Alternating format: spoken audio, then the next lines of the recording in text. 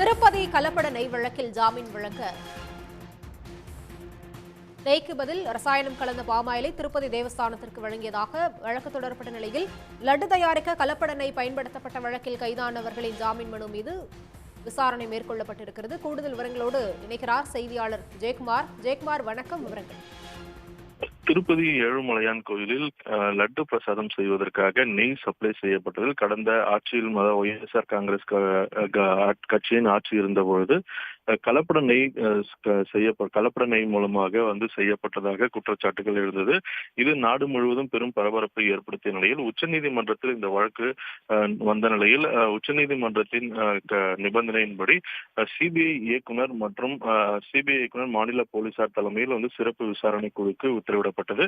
இந்த சிறப்பு விசாரணை குழு விசாரணையில் திண்டுக்கல்லை சேர்ந்த ஏஆர் டைரி நிறுவனர் ராஜசேகர் மற்றும் உத்தராகண்டை சேர்ந்த போலோபாபா டைரி நிறுவனம் மற்றும் ஸ்ரீகாளஹஸ்தியை சேர்ந்த ஸ்ரீ விஷ்ணு டைரி நிறுவனத்தை சேர்ந்த மற்றும் 15 பேரை கைது செய்து சிறையில் அடைத்துள்ளனர்.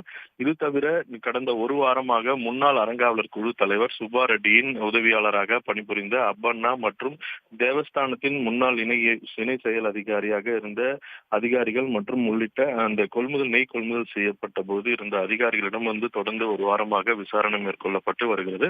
இந்த நிலையில் இந்த வழக்கில் கைது செய்யப்பட்டு சிறையில் அடைக்கப்பட்டுள்ளவர்களுக்கு ஜாமீன் வழங்க வேண்டும் என்று உயர்நீதிமன்றத்தில் இந்த வழக்கு தொடரப்பட்டிருந்த நிலையில் இது குறித்த விசாரணை நடைபெற்றது. அந்த விசாரணையின் போது சிபிஐ தரப்பில் வழக்கறிஞர்கள் வாதிட்டனர். அதில் திருப்பதி தேவஸ்தானத்திற்கு வழங்கப்பட்ட நெய்யில் அது நெய்யே கிடையாது, முற்றிலும் அதாவது அந்த நெய் சப்ளை செய்த போலோபாபா டைரி நிறுவனத்தினர் பாலே அந்த பகுதியில் உள்ள விவசாயிகளிடமிருந்து கொள்முதல் செய்யப்படவில்லை என்றும் பாமாயில் மற்றும் இதர ரசாயனங்களை கலந்த ஒரு கலவையே நெய் என கூறி திருமலை திருப்பதி தேவஸ்தானத்திற்கு சப்ளை செய்ததாகவும் அறிக்கையாக விசாரணை செய்யப்பட்டது தெரிய வந்ததாகவும் இது அறிக்கையாக தயார் செய்து நீதிமன்றத்தில் சமர்ப்பித்திருப்பதாக வழக்கறிஞர் தரப்பில் தெரிவிக்கப்பட்டிருந்தது.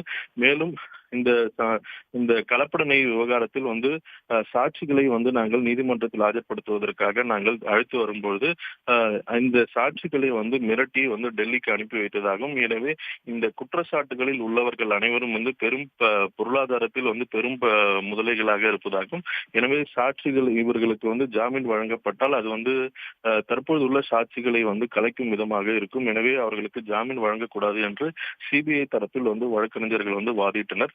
இதனை இருதரப்பின் வாதத்தையும் கேட்ட நீதிமன்றம் வரும் 17ஆம் தேதிக்கு ஜாமீன் வழங்குவது குறித்து மேற்கொண்டு விசாரணை மேற்கொள்ளப்படும் என்று நீதிபதிகள் தெரிவித்துள்ளனர். உடனுக்குடன் செய்திகளை தெரிந்து கொள்ள சன் நியூஸ் பெல் ஐகானை கிளிக் பண்ணுங்க.